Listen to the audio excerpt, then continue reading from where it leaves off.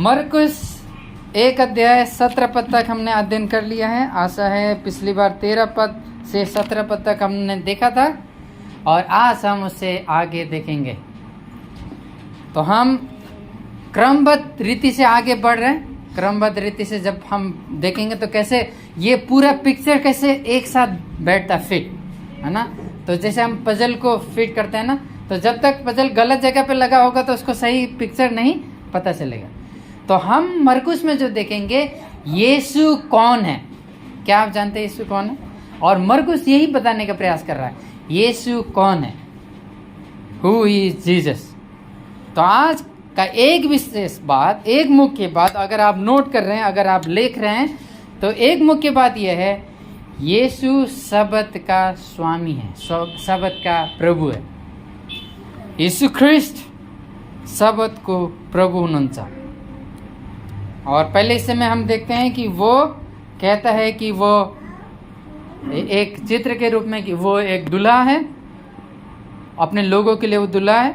और दूसरे हिस्से में हम आगे देखते हैं कि वो सबत का स्वामी है जो प्राण को बचाने के लिए आए। और हम उस यीशु में, तो सबत किस लिए बनाया गया था? आराम के लिए, परमेश्वर की महिमा के लिए। विश्राम का दिन क्या था? सबत कहलाए। और हम आराम करते हैं, हम किसको याद करते हैं? प्रभु को याद करते हैं, प्रभु की महिमा करते हैं। 6 दिन प्रभु ने कार्य किया, 7वें दिन विश्राम किया। और हम 6 दिन काम करते हैं और 7वें दिन क्या करते हैं? प्रभु को याद करते हैं, है ना। विशेष दिन ठहराया गया। तो जो भी नए नियम में अब जो भी लोग, हम लोग जो विश्वास करते हैं, हम लोग यीशु में विश्राम पाते हैं। संसार में विश्राम नहीं पाते हैं। किस में विश्राम पाते हैं? यीशु में विश्राम पाते हैं। और हम यीशु के द्वारा उद्धार प्राप्त करते हैं। यीशु कौन है? उद्धार करने वाला परमेश्वर। यीशु कौन है? परमेश्वर का पुत्र है। तो आपको याद होगा कि हम लोग जब हम देख रहे थे 2 अध्याय से हम देखना शुरू करते हैं। 2 अध्याय में यीशु लकवे के रोगी को चंगा करता है और वहां पे चंगा करने से पहले यीशु मसीह बोलते हैं, हे पुत्र तेरे पाप क्षमा हुए। तो फरीसी को क्या होता है? समस्या होती है। तो चंगाई से समस्या नहीं है, लेकिन यीशु मसीह पापों को क्षमा कर रहा है, उससे उनको समस्या है। फिर हम आगे पिछले संडे हम लोग ने देखा था, अगर आपको याद है, 13 पद से लेकर 17 पद तक यीशु ने क्या किया? लेवी को अपने पास बुलाया। लेवी कौन था? वो उस समय कर लेने वाला व्यक्ति था, रोमी राज्य के लिए काम करता था, हेरोदियों के लिए काम करता था। और जब वो कर लेने का काम कर रहा है, टैक्स जमा करने का काम कर रहा है, तो फरीसी लोग, अरे ये पापियों के साथ क्यों खाना खा रहा है? यीशु क्या कहते हैं? जो अच्छे हैं उनके लिए डॉक्टर की आवश्यकता नहीं है, जो बीमार हैं उनको डॉक्टर की आवश्यकता है। तो यीशु क्या कहते हैं? मैं पापियों के लिए आया हूं, धर्मियों के लिए नहीं आया हूं। मैं अच्छे लोगों के लिए नहीं आया हूं, मैं भले लोगों के लिए नहीं आया हूं, मैं पापियों के लिए आया हूं। जैसे डॉक्टर की वैल्यू कब है? एक बीमार व्यक्ति के लिए बहुत वैल्यू है। यीशु मसीह का वैल्यू किसके लिए है? जो सोचते हैं कि वो पापी। तो ये जो फरीसी लोग थे, वो लोग क्या सोचते थे? हम पापी नहीं, हम तो ठीक है, हम दिन में 1 बार प्रार्थना कर ही लेते हैं, हफ्ते में 1 बार उपवास कर ही लेते हैं। लगभग वो लोग 2 बार करते थे, हर चीज का 10वांश दे देते हैं। लोग सोचते हैं अरे मैं इतना बड़ा पापी नहीं, वो पापी, वो उधर बैठा है। लोगों की समस्या। तो फरीसियों की यही समस्या थी। फरीसी लोग धर्मी नहीं थे, लेकिन स्वधर्मी। They were not righteous but they self righteous. वो लोग सोचते थे मैं धर्मी हूं। तो कौन है यहाँ पे जो कहता है मैं पापी हूं? जल्दी आसानी से कोई नहीं कहेगा, जब तक परमेश्वर का आत्मा हमें कायल न करे, हाँ मैं पापी हूं, हाँ मैं कमजोर हूं, हाँ मुझे यीशु की आवश्यकता है। यीशु ने क्या बोला? भले चंगों को वैद्य की आवश्यकता नहीं है, 17 पद में, लेकिन बीमारों को। यीशु पापी को बुलाने के लिए आया। तो यीशु जब से सुसमाचार का प्रचार कर रहे हैं, जहां जहां जा रहे हैं, यीशु मसीह सुसमाचार का प्रचार कर रहे हैं। यीशु मसीह विरोध का सामना कर रहे हैं, यीशु मसीह सताव का सामना कर रहे हैं। तो देखिए उस यीशु ने अभी क्या हुआ, यीशु मसीह ने लेवी को बुलाया जो कि कर जमा करता था, और कर लेने के बाद यीशु मसीह उसके घर में गया शायद, वहाँ पे भोजन कर रहा है, और पापी जो कि फरीसी लोग हैं उनको समस्या है कि यीशु उनके साथ भोज में शामिल है, आनंद मना रहा है।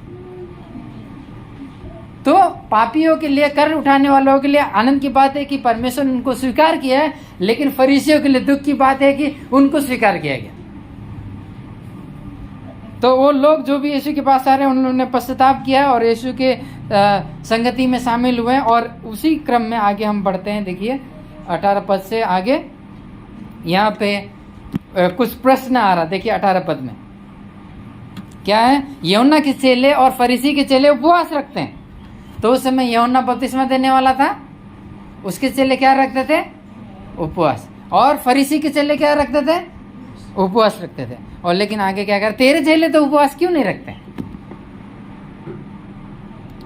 यूहन्ना का चेला और उपवास बसते, फरीसी का चेला और उपवास बसते, तर तपाई का चेला किन उपवास बस्दैन। अनि यिनीहरूले बाहिरको कुराहरूमा ध्यान दिइरहेका छन्। वो लोग क्या कर रहे हैं, बाहरी बातों में क्या कर रहे हैं, ध्यान दे रहे हैं। और तो क्या कर रहे हैं, जो हम कर रहे हैं वो आप क्यों नहीं करते हैं, जो वो लोग कर रहे हैं वो आप क्यों नहीं करते। यीशु के चेले उपवास क्यों नहीं कर रहे हैं। क्या उपवास करना अच्छी बात है, क्या फास्टिंग करना अच्छी बात है।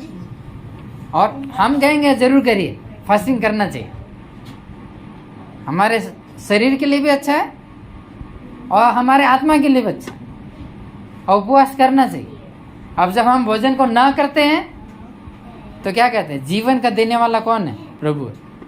भोजन जीवन हमें नहीं देता है, भोजन का देने वाला कौन है, प्रभु है।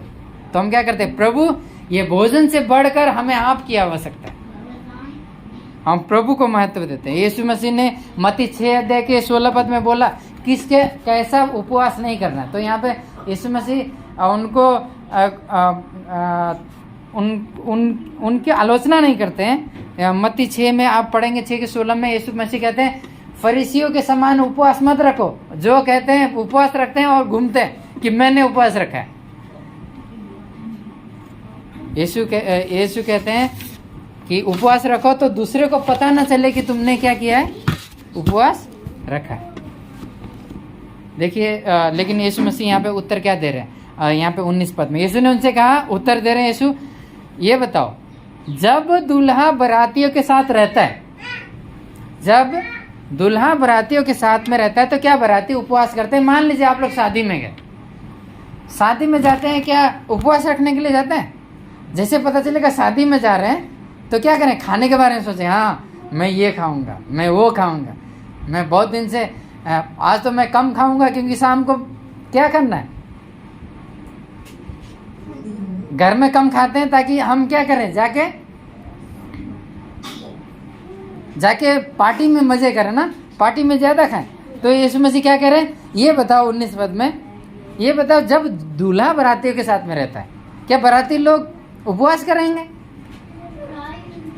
तो एक चित्रण का उपयोग कर रहा है, ये विवाह का चित्रण का उपयोग कर रहा है और यहाँ पे एक भोज का उपयोग कर रहा है। तो अभी ठीक पहले यीशु मसीह ने किनके साथ में भोज किया था, कर लेने वाले पापियों के साथ में। और यहाँ पे यीशु मसीह फिर बता रहे हैं एक भोज के बारे में जो कि विवाह का भोज है। जब लोग विवाह भोज के बारे में सोचते हैं, उपवास के बारे में नहीं सोचते हैं, लेकिन बड़ी पार्टी के बारे में सोचते हैं, आनंद के बारे में सोचते हैं। हमने जैसे 2 अध्याय 13 से 17 में देखा, पापी का जहाँ छुटकारा हो रहा है वहाँ भोज हो रहा है, वहाँ खुशी मनाया जा रहा है। लेकिन यहाँ यीशु क्या कह रहे हैं, जब दूल्हा उनके साथ में है वे उपवास नहीं करते हैं। दूल्हा जब साथ में होता है, किसी का शादी हो रहा है तो आनंद की बात है, खुशी की बात है, खाने का समय है, उत्सव मनाने का समय। अगर यशायाह 54 का 5 से 8 में अगर आप पढ़ेंगे, if you read Isaiah 54 verse 5 to 8, वहाँ पे क्या आप देखेंगे, परमेश्वर को दूल्हा के रूप में पेश किया गया, और जो अपनी दुल्हन को लेने के लिए आएगा, जो अपने दुल्हन का छुटकारे के लिए आएगा। तो जो इस्राएली लोग थे बार बार विश्वास योग्य नहीं थे, अविश्वास योग्य थे, वो परमेश्वर की बातों को नहीं सुनते थे, बार बार भटक जाते थे। लेकिन कह रहा है एक दिन परमेश्वर आएगा, दूल्हा आएगा और अपने दुल्हन का छुटकारा करेगा। ये नजदीकी संबंध को दिखाता है। तो यीशु मसीह क्या कह रहे हैं? मैं वो दूल्हा हूं। ऐसा ही में जो कहा गया है वो दूल्हा कौन है? मैं हूं। और जब एक एनालॉजी, एक चित्रण का उपयोग किया गया कि जब कोई बाराती लोग दूल्हे के साथ में होते हैं तो वो भूखे नहीं होते हैं, तो वो आनंद मनाते हैं, खुशी मनाते हैं। तो वो लोग उपवास करते हैं किससे बात करने के लिए? किसको महत्व देने के लिए? परमेश्वर को, यीशु मसीह को। तो यीशु मसीह जब साथ में है तो क्या उपवास की जरूरत है?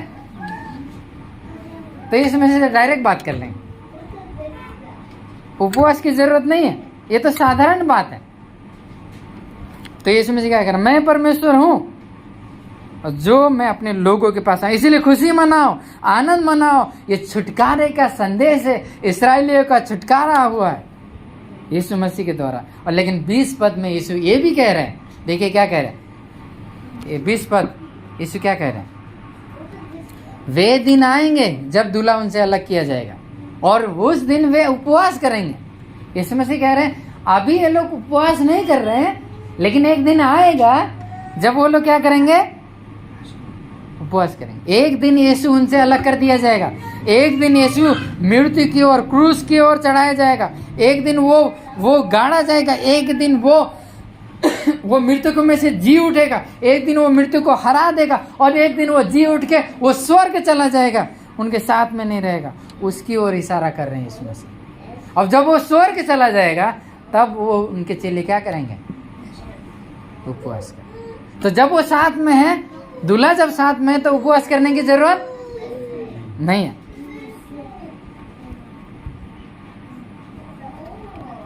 देख रहे हैं क्या कह रहे हैं यीशु? और यीशु स्पष्ट रूप से बता रहे हैं। अभी तो हम 2 ही अध्याय में पढ़ रहे हैं, तो मरकुस के आगे जाने के बाद यीशु पहले ही बता दे रहे हैं कि वो क्रूस चढ़ाए जाएंगे, एक दिन वो अलग किए जाएंगे, तब चेले लोग उपवास करेंगे। और 2 उदाहरण, 2 एनालॉजी, 2 चित्रण का उपयोग यीशु मसीह फिर उसको समझाने के लिए करते हैं। देखिए 21 और 22 पद में, 21 पद में यीशु कहते हैं नए कपड़े का पैबंद पुराने वस्त्र में नहीं लगाया जाता। मान लीजिए कपड़ा थोड़ा इधर कॉलर खराब हो गया, कहीं भी कपड़ा जो है कमजोर हो गया, आप जैकेट पहनते हैं और अलग क्या होते हैं, उसमें स्टिकर लगाते हैं। कहते हैं अगर पुराना कपड़ा है तो उसमें नया कपड़े का पैबंद नहीं लगाते, क्योंकि नया कपड़ा थोड़ा मजबूत होता है और वो अगर उसको भिगोएंगे तो क्या होगा? वो सिकुड़ेगा। तो क्या करेगा? वो कपड़े को क्या कर देगा? फाड़ देगा। तो क्या कर रहा है? पुरानी चीजों को लेकर नए चीजों में डालने की आवश्यकता नहीं। तुम पुरानी बातों को लेकर अभी जो परमेश्वर का राज प्रकट हुआ है उसमें डालने की जरूरत नहीं है। और 22 पद में यीशु मसीह कहते हैं, दाखरस का उदाहरण देते हैं। दाखरस तो अंगूर का रस है ना, तो नए दाखरस को पुराने बर्तनों में नहीं डाला जाता, कह रहा है। क्यों? क्योंकि नया दाखरस में बहुत ज्यादा उसमें झाग होता है, ताकत होता है, वो जो है पुरानी चीजों को फाड़ सकता है। तो उस समय पुराने जमाने में क्या होता था, जो दाखरस रखा जाता था वो थोड़ा चमड़े का ही होता था, है ना। अभी के समय के जैसे नहीं होता, चमड़े का होता था। अगर वो कमजोर है, पुराना है, तो नया दाखरस क्या करेगा? उसका कोई मेल नहीं, वो एक तो दाखरस भी बर्बाद हो जाएगा और वो मस्का भी बेकार हो जाएगा, खराब हो जाएगा। तो कह रहा पुराने का नए के साथ कोई मेल नहीं है। पुरानी बातों को लेकर तुम यीशु मसीह में जो नई बातें हैं उनमें तुम नहीं डाल सकते। परमेश्वर के क्योंकि यीशु मसीह क्या लेके आए? परमेश्वर के राज को लेके आए। वो नए राज्य का उद्घाटन किया है। New era, beginning of this new era, the salvation. तुम अपने पुराने कार्य पर नहीं, लेकिन परमेश्वर के उद्धार पर विश्वास करो। तुम अपने पुरानी रीति विधि पर नहीं, लेकिन परमेश्वर के अनुग्रह पर भरोसा रखो। पुरानी बातों में मत फंसे रहो। अब 23 से लेकर 28 तक अब हम देखते हैं शब्द के बारे में। हम पाते हैं यहाँ पर ये फिर से एक विवाद, there is an argument here. क्या हुआ 23 पद में? एक रुचिकर बात है। देखिए 23 पद में क्या हो रहा है, क्या हो रहा है 23 पद में? कौन सा दिन है ये? सबत के दिन। ऐसा हुआ कि सबत के दिन खेतों में से होके जा रहा था। यीशु मसीह कहाँ से होके जा रहा था? खेतों में से कोई जा रहे हैं, और उनके चेले क्या कर रहे हैं? उनके साथ में जा रहे हैं। तो सबत का दिन है, सबत का दिन विश्राम का दिन है। तो उस समय इस्राएलियों को कहा गया था कि सबत के दिन काम मत करना। तो खेत काटना मना था, मजदूरी करना मना था, और अलग काम करना मना था, जो भी काम खुदाई का काम मना था, ये सब काम मना था। तो ये लोग क्या कर रहे हैं? सबत के दिन खेतों में होके जा रहे थे। उस समय का रोड ऐसा नहीं था, तो कहीं से पे ऐसे निकल गए। फिर उसके चेले क्या कर रहे थे? इस पद में क्या कर रहे हैं? चलते चलते उन्होंने क्या किया? हम ना कहीं आप भी किए होंगे, हो सकता है खेत के बीच में से गए, लेकिन कुछ नहीं गए और तोड़ लिया और खा लिया। तो यहाँ क्या कर रहे हैं वो लोग? क्या कर रहे हैं? बाले तोड़ के खाने लगे। 24 पद में देखिए क्या हो रहा है। यही वो फरीसी लोग जो 2 अध्याय के 1 से 12 तक हमने देखा, और 13 से 17 में हमने देखा, वही फरीसी लोग फिर यहाँ पे क्या कर रहे हैं? 24 पद में किसी को समस्या हो गया। क्या समस्या हो गया? 24 पद में देखिए, फरीसी यीशु से क्या कह रहे हैं? देखिए अपने अपने बाइबल में क्या कह रहे हैं यीशु मसीह। यीशु मसीह से फरीसी लोग क्या कह रहे हैं? देख, ये ऐसा काम क्यों कर रहे हैं? सबत के दिन काम क्यों कर रहे हैं? वो लोग क्या कर रहे हैं? उनको समस्या है। उन लोग को यीशु मसीह के लोगों से, चेलों से क्या है? समस्या है। क्या समस्या है? कि ये लोग काम कर रहे हैं। क्या वो काम कर रहे थे? क्या वो कटाई कर रहे थे? क्या वो गुड़ाई कर रहे थे? क्या वो कि घर बना रहे थे? क्या वो पेड़ काट रहे थे? क्या वो मतलब अभी समय आ रहा है, अभी मार्च अप्रैल मई में अभी खेत में कटाई होगा, तो मतलब दिन भर काम करते हैं, बहुत ढेर सारा काटना पड़ता है। क्या चेले लोग वो कर रहे हैं? क्या चेले लोग ऐसे कटाई कर रहे हैं? खेती कटाई नहीं, लेकिन वो लोग क्या कर रहे हैं? थोड़ा सा बाला तोड़ लिए और वो लोग चलते चलते खाने लगे। तो फरीसी क्या कर रहे हैं? अरे देखिए ये ऐसा क्यों कर रहे हैं? सबत के दिन वो लोग क्या कर रहे हैं?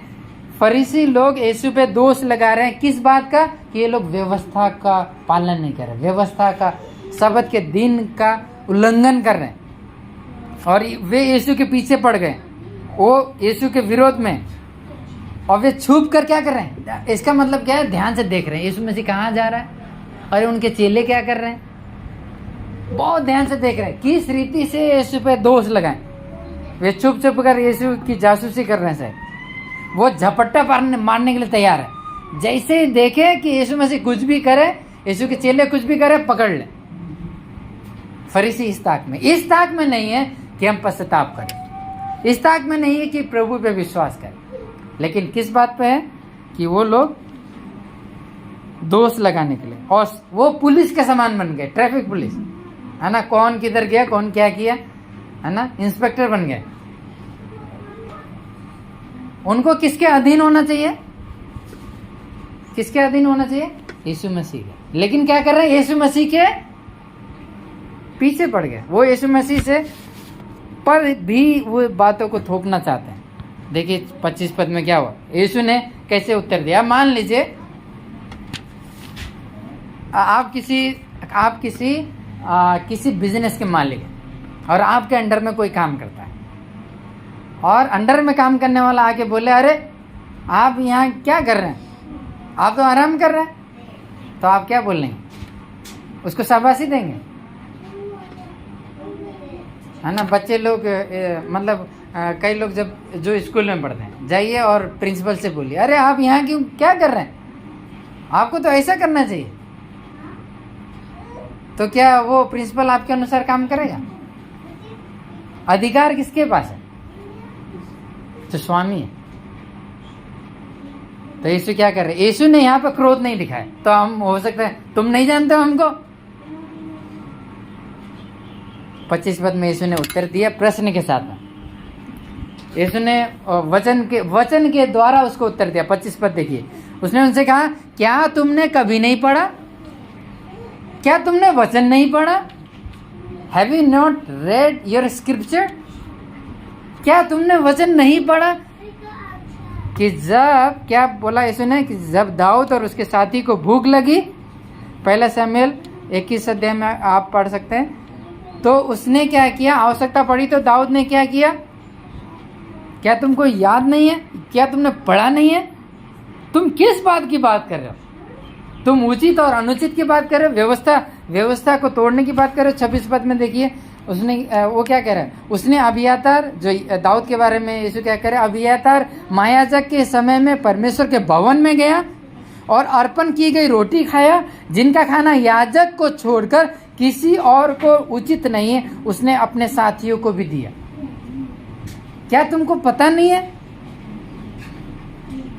उसने भवन में रखी गई रोटी को खाया, जो कि याजक को छोड़ के दूसरे को खाना अलाउ नहीं था, लेकिन दाऊद ने खाया।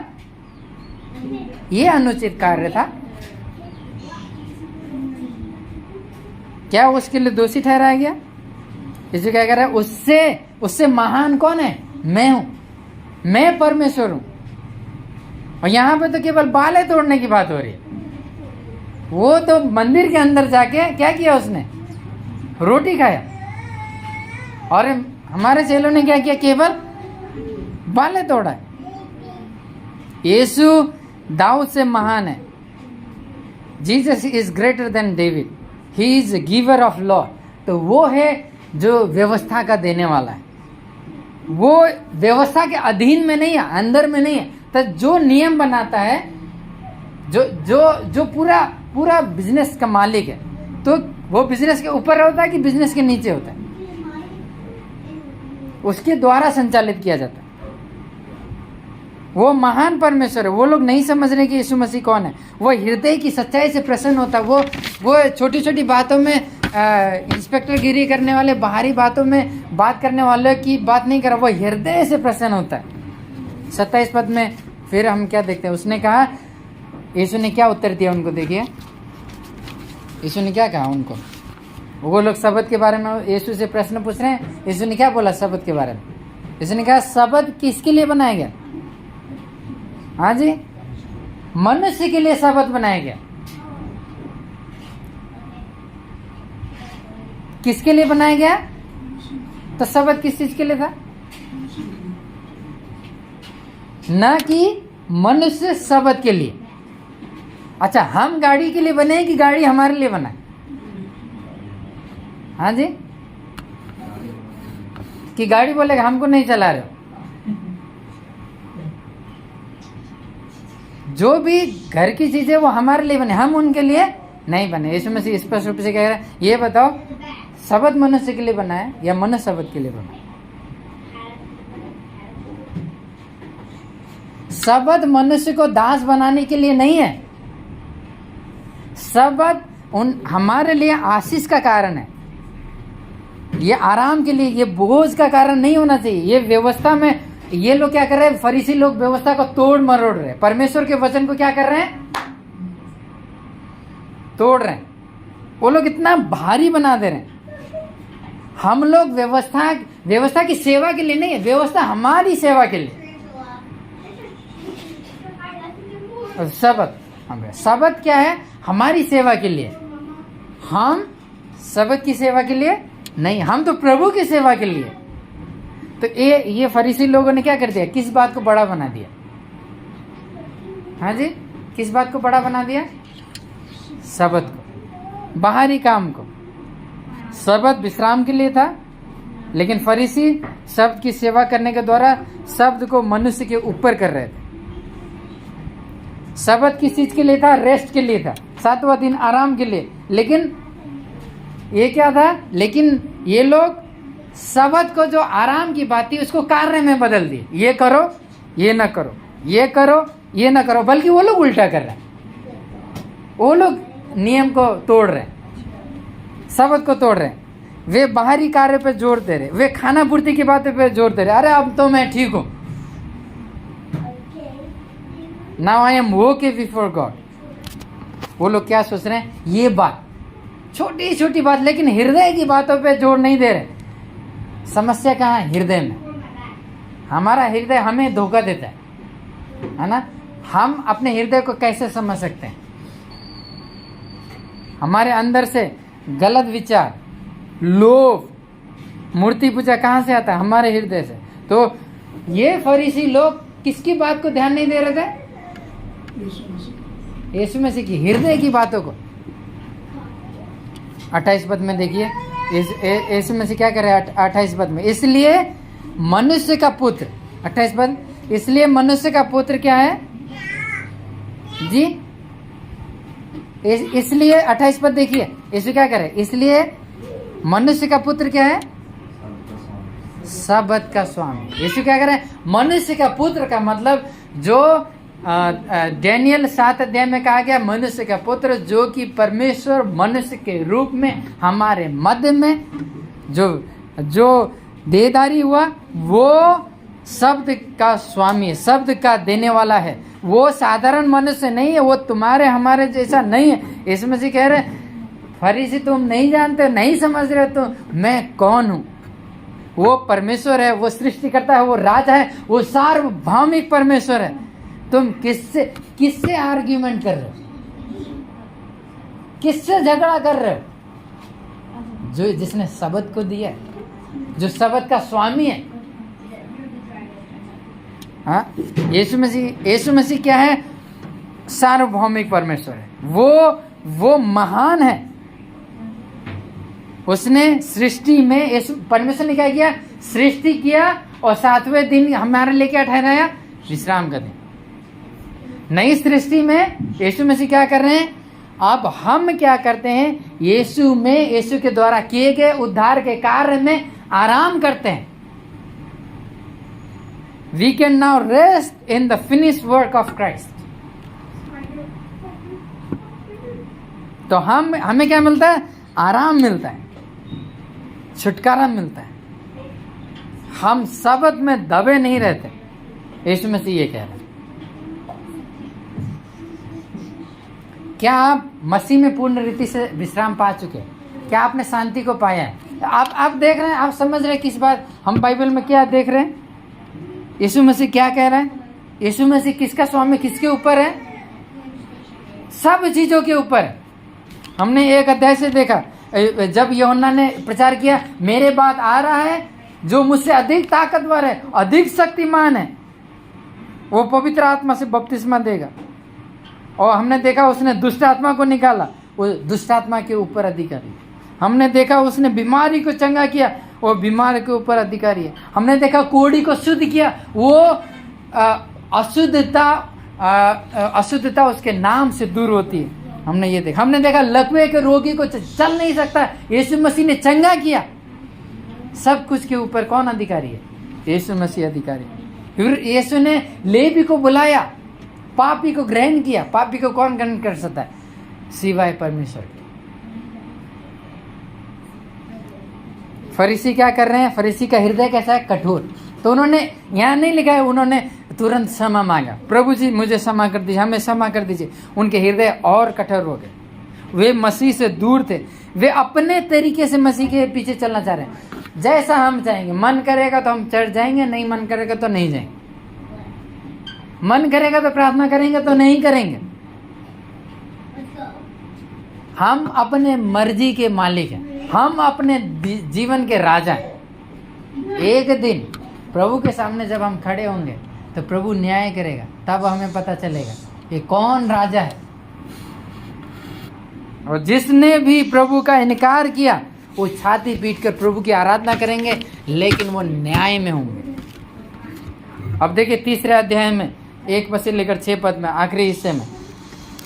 अब यहाँ पे यीशु मसीह बहुत बड़ा काम कर रहे हैं।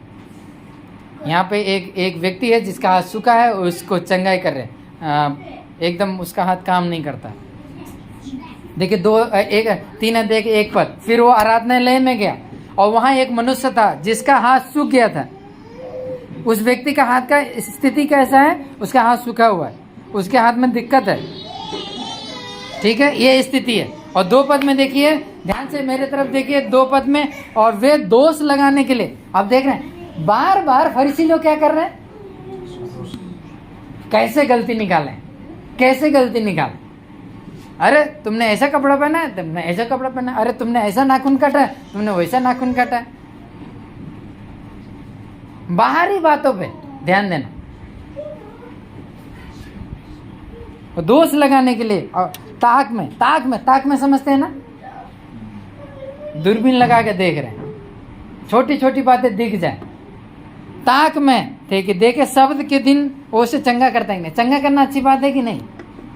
और यहाँ पे समस्या क्या है उनके लिए? शब्द का दिन। शब्द बड़ा है, प्रभु बड़ा। हमारी रीति विधि बड़ी है, प्रभु बड़ा नहीं है। अपने जीवन के द्वारा प्रभु का इनकार कर रहे हैं।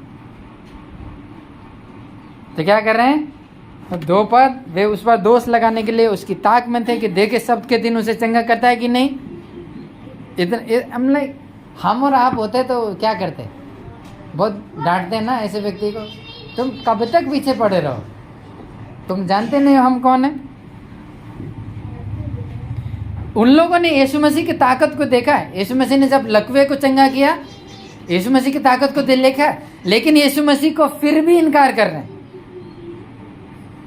वो क्या देख रहे हैं यीशु में कि किसी रीति से यीशु पे दोष लगाएं। और वो किस बात में बिजी हैं, किस बात में व्यस्त हैं कि किस तरीके से वो यीशु का विरोध करें, यीशु को किसी तरीके से हानि पहुंचाएं। और वो क्या करना चाहते हैं? एक सूखा हाथ वाला व्यक्ति है, वो देख रहे हैं अगर वो चंगा करेगा तो हम देखेंगे, गलती से उसने चंगा कर लिया तो हम देखेंगे। चंगा करते हुए पकड़ना चाहते हैं, रंगे हाथ पकड़ना चाहते हैं। भला कार्य करने पर भी उनको क्या है? हाँ जी, भला कार्य करने पर क्या है उनको? समस्या, किसी का भला नहीं होना चाहिए। तो 3 पद में तो ये लोग तो आपस में ये सोच के आए, लेकिन 3 पद में देखिए क्या हो। उसने सूखे हाथ वाले मनुष्य से कहा, यीशु ने क्या कहा? उठ, बीच में खड़ा हो। तो जिसका हाथ सूखा था, यीशु ने कहा, तो फरीसी लोग सोचे थे कहीं चुपके से वो ठीक करेगा, हम देखेंगे, ध्यान से देखेंगे कहाँ जाके ठीक करता है। लेकिन यीशु ने क्या किया? चुपके से कहीं नहीं गया, यीशु ने बीच में ही खड़ा कर दिया, कहा उठ, खड़ा हो जा। तो देख रहे हैं ये भलाई के कार्य को देखना नहीं चाहते, उनका हृदय कैसा है? कठोर है। लेकिन यीशु सार्वजनिक रूप से क्या कर रहे हैं कि सब लोग देखे परमेश्वर के कार्य को। वो लोगों को खुश करने का प्रयास नहीं कर रहा, ये लोग मेरे विरोध में है तो हम ऐसा काम करेंगे कि वो लोग खुश हो जाए। यीशु ऐसा नहीं कर रहा, वो परमेश्वर पिता को प्रसन्न करने के लिए आया था। तो 4 पद में क्या हुआ? यीशु ने 3 पद में उससे कहा, उस मनुष्य से कहा उठ, खड़ा हो जा। और 4 पद में देखिए क्या हुआ, देख रहे हैं 4 पद में क्या हुआ? सब खड़ा कर दिया। फिर 4 पद में यीशु मसीह क्या कर रहे हैं? प्रश्न पूछ रहे हैं। क्या प्रश्न पूछ रहे हैं 4 पद में? विवेक भाई क्या प्रश्न पूछ रहे हैं? भला करना, शब्द का दिन भला करना उचित है या बुरा करना? दूसरा हिस्सा क्या है? प्राण को बचाना या गाना। क्या तुम सोचते हो क्या करना उचित है? यीशु मसीह ने प्रश्न पूछा, बताओ। तो यीशु मसीह कैसे जानता है ये सब बात? क्योंकि वो परमेश्वर है, वो जानता है उनके हृदय में क्या चल रहा है। दोनों यीशु मसीह ने पब्लिकली बोल दिया। तुम क्या सोचते हो? शब्द तुम्हारे लिए बड़ा है कि किसी के लिए भलाई करना बड़ा है? किसी का प्राण बचाना भला है कि प्राण घात करना भला? बताओ क्या चाहिए तुम्हें? नियम पे अटके हो कि अनुग्रह को समझते हो? हमारे लिए क्या उचित? हमारे कार्य, हमारे तरीके या परमेश्वर का अनुग्रह, उद्धार का कार्य?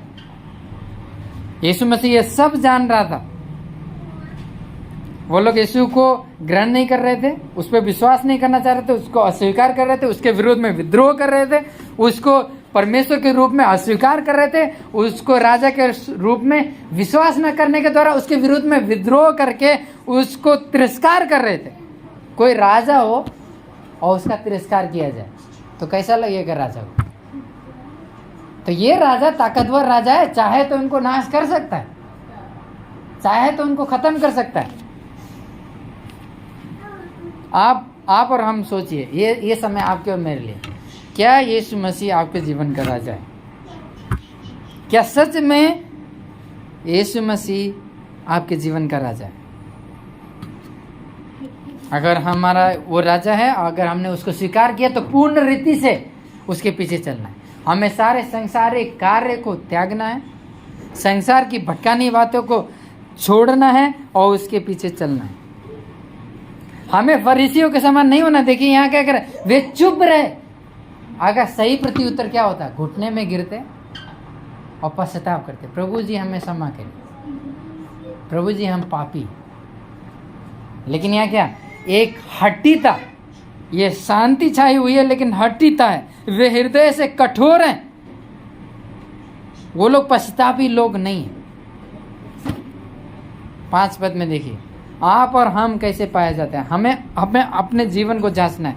परमेश्वर के बड़े काम को देखने के बाद भी क्या हम परमेश्वर में खुशी पाते हैं, उसमें आनंद होते हैं, उसमें संतुष्ट होते हैं, या फिर भी हमारे हृदय कठोर है। प्रभु ये करे, प्रभु नौकरी दिला दे, तब हम आपके पीछे चलेंगे। प्रभु हमारे घर की समस्या दूर हो जाए, तब हम आपके पीछे चलेंगे। जब यीशु मसीह क्रूस पे चढ़ाया गया था तो वो लोग भी यही कह रहे थे, तू क्रूस से उतर आ, तब हम विश्वास करेंगे। वे पूर्ण रीति से यीशु का तिरस्कार कर रहे थे। 5 पद देखिए, यीशु ने क्या किया। 5 पद, उसने चारों ओर उनको क्रोध भरी दृष्टि से देखा और उनके हृदय की कठोरता पर दुखी होकर, उनके हृदय की कठोरता पर यीशु क्या है, दुखी है। और उसने क्या किया, यीशु ने क्या, यीशु उनके जीवन से खुश है? क्यों नहीं खुश है? वो दुखी है। क्यों दुखी है? और आप अपने जीवन के बारे में सोचिए। अभी आप यहाँ बैठे हैं, एक दिन आप प्रभु के सामने खड़े होंगे, एक दिन आप मरेंगे और स्वर्ग में प्रभु के सामने खड़े होंगे। आप हमेशा इस संसार में फंसे नहीं रहेंगे। क्या परमेश्वर आपसे खुश है? क्या आप नम्रता के साथ उस पर भरोसा करते हैं? क्या आपने पापों से पश्चाताप किया? क्या आपने उसको उद्धारकर्ता के रूप में ग्रहण किया? क्या आपने उसको राजा के रूप में स्वीकार किया? या आप सोचते हैं वो साधारण व्यक्ति? क्या आप उसका विद्रोह कर रहे हैं? हमें अपने जीवन को कठोर नहीं करना है, हमें नम्र होकर परमेश्वर के निकट आना है। हमें फरीसी के समान यीशु का तिरस्कार नहीं करना है। वो लोग देख रहे थे कौन यीशु है, फिर भी वो अपने हृदय को कठोर कर रहे थे। वो यीशु को तिरस्कार कर रहे थे, ठुकरा रहे थे। बहुत से लोग, हमें नहीं पता हम सब का, लेकिन बहुत से लोग यीशु को जानने का दावा करते हैं कि यीशु मसीह परमेश्वर है, लेकिन अपने चाल चलन के द्वारा, जैसे वो उठते हैं, जैसे वो बैठते हैं, जैसे वो खाते हैं, जैसा वो इच्छा रखते हैं, जैसा वो चाहना रखते हैं, उसके द्वारा यीशु मसीह को तिरस्कार करते हैं। वो कहते हैं संसार अच्छा है, संसार का रीति रिवाज अच्छा है, सांसारिक बातों में फंसे रहते हैं। वो पूर्ण रीति से यीशु के अधीन नहीं होना चाहते। अगर मान लीजिए आपके परिवार में कई लोगों के ये होता है, अगर उनके परिवार में विश्वासी लोग नहीं है तो क्या करेंगे, नहीं बताएंगे कि यीशु परमेश्वर है, क्योंकि वो परमेश्वर से कम डरते हैं, लोगों से ज्यादा डरते हैं। परमेश्वर का न्याय का उनके अंदर डर नहीं है ना राजीव ब्रदर? ऐसी बात है ना। लोग क्या करते हैं, लोगों का भय। वो लोग नहीं कहते हैं मरने के बाद एक दिन आप यीशु के सामने खड़े होंगे। हो सकता है आपका पति विश्वास नहीं करता हो सकता है आपके पड़ोसी विश्वास नहीं करते।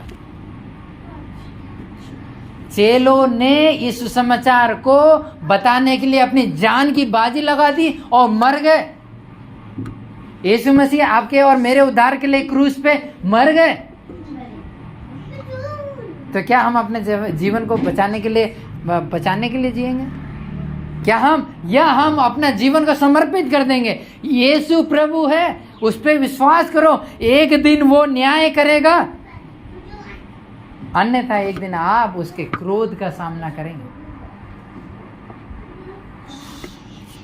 अधिकतर आप सुनेंगे यीशु के पास आओ तो आपके जीवन की सारी समस्या दूर हो जाएंगी।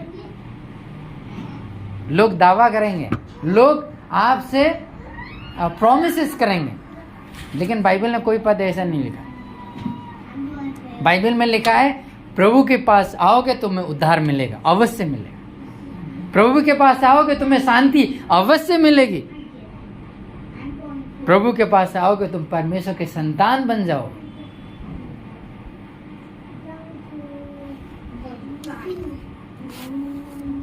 है ना? तो हमें अपने जीवन को जांचना है, क्या हम अपने पुराना जीवन और अभी का जीवन में क्या भिन्नता है, क्या हम वैसे ही जीवन जी रहे हैं? कई लोग अपने पुराने जीवन को त्यागना नहीं चाहते, वे लोग पुराना ही जीवन जीना चाहते हैं। पड़ोसी न जानने पाए हम विश्वासी। देखिए 5 पद के दूसरे हिस्से में क्या हुआ, यीशु ने क्या किया, उस मनुष्य से कहा अपना हाथ बढ़ा, और उसने बढ़ाया, जो कि बढ़ा नहीं सकता था, उसने बढ़ाया, उसके अंदर ताकत आई, उसके अंदर सामर्थ आई, वो ठीक हो गया, उसका हाथ अच्छा हो गया। ये कौन है? परमेश्वर। ये कौन है? उद्धार करता। ये कौन है? इसके नाम से बीमारी टिकने नहीं पाती, और उससे बड़ी बीमारी से वो छुटकारा देने के लिए आया। सबसे बड़ी समस्या से छुटकारा देने के लिए हुआ है। यीशु ने क्या किया? उसने अद्भुत कार्य, महान कार्य को प्रकट किया। फिर भी फरीसी लोग क्या कर रहे हैं? यीशु का तिरस्कार कर रहे हैं। और वो किस बात पे जोर दे रहे हैं? सबत का दिन। और यीशु ने क्या किया? क्या यहाँ सबत को उसने तोड़ा? सबत का आज्ञा उल्लंघन किया यीशु ने? यीशु ने कोई खेती किया, बाड़ी किया? यीशु ने केवल बोला और हो गया। और उनके क्या फरीसी लोग, क्या यहाँ पे आप इस पद क्या पा रहे हैं? क्या फरीसी लोगों ने पश्चाताप किया? देखिए जरा 6 पद में पढ़िए, जरा पढ़िए, 6 पद पढ़िए। तब फरीसी बाहर जाकर तुरंत हेरोदिया के साथ उसके विरोध में सुनवाई करने लगे कि उसे किस प्रकार नष्ट करें। देख रहे हैं हृदय की कठोरता, कितने हट्टी लोग हैं वो लोग यीशु के महान कार्य को आंखों से देखने के बाद भी यीशु का तिरस्कार कर रहे हैं। क्या करें? मेरे तरफ देखिए, मेरे तरफ, है ना? क्या कर रहे हैं वो लोग? क्या कर रहे हैं? इतने कठोर हैं कि वो परमेश्वर के प्रेम को नहीं समझ पा रहे। वो नहीं समझ पा रहे यीशु मसीह किस लिए आए। यीशु मसीह के बड़ा चमत्कार जरूरी नहीं कि वो पश्चाताप करें। कई लोग जितना भी हीलिंग हो जाए, लोग हृदय से हो सकता है उसको तिरस्कार कर रहे होंगे। और वो लोग क्या दिखा रहे? अपने कार्य से दिखा रहे कि उनको यीशु की आवश्यकता नहीं है। और वो लोग सोच रहे हैं वो अपने आप में ठीक है, यीशु की किसी रीति से वो आवश्यकता में नहीं। वो मसीह से अलग होकर विनाश के मार्ग में चलना ज्यादा पसंद कर रहे हैं। और इसीलिए 6 पद में क्या हुआ? फरीसी लोग बाहर निकल गए और हेरोदेस के साथ मिल गए और सम्मति करें। हेरोदेस जानते कौन थे? हेरोदेस लोग कौन थे पता है? वो रोमी लोग थे जिससे ये लोग घृणा करते थे पहले। और लेवी से 2 अध्याय का 13 पद से आगे हमने देखा था, क्योंकि वो रोमियो के लिए काम करते थे, इसलिए वो लेवी से घृणा करते थे। और उन्हीं से अब मिल गए, दुश्मन से मिल गए, लेकिन परमेश्वर को स्वीकार करने के लिए किसी रीति से वो तैयार नहीं। और बल्कि क्या कर रहे हैं? यीशु को मारना चाहते हैं। देख रहे हैं पाप की समस्या, देख रहे हैं हृदय की कठोरता, देख रहे हैं उनकी आंखें बंद है। वो आत्मिक रूप से मरे हुए हैं। वो यीशु को राजा के रूप में स्वीकार नहीं कर रहे हैं। वो कह रहे हैं हम अपने जीवन के मालिक हैं, हम अपने मर्जी के मालिक हैं, हम राजा हैं। वे अपने पाप को नहीं देख रहे हैं। वो नहीं समझ पा रहे हैं कि यीशु क्यों आया। हमें शैतान के राज से छुड़ाने के लिए, हमारे लिए वो क्रूस पर बलिदान होने के लिए आया। वो हमारे लिए सताया गया, वो हमारे लिए, उसने हमारे लिए तिरस्कार का सामना किया। वो हमारे उद्धार के लिए उसने सब कुछ को सह लिया। उसके मुंह पर थूका गया, फिर भी उसने अपना मुंह न खोला। तो आज जो आप और हम उस पर विश्वास करते हैं, हम जब यीशु मसीह के पीछे चलेंगे लोग आपका तिरस्कार करेंगे, लोग आपको सताएंगे। यीशु मसीह ने क्या कहा कि जब उन्होंने मुझे सताया तो तुम्हें भी सताएंगे। तो 11 चेलों के साथ क्या हुआ? पतरस के साथ क्या हुआ? उल्टा लटका के मारा गया क्रूस पे। कई लोग के गला सर को गले से अलग कर दिया गया। बर्तुलमै वो माना जाता है कि अफगानिस्तान और कश्मीर की तरफ आया, उसका चमड़ी उतार दिया। थोमा जो कि दक्षिण भारत में आया, उसको भाले से मार दिया गया।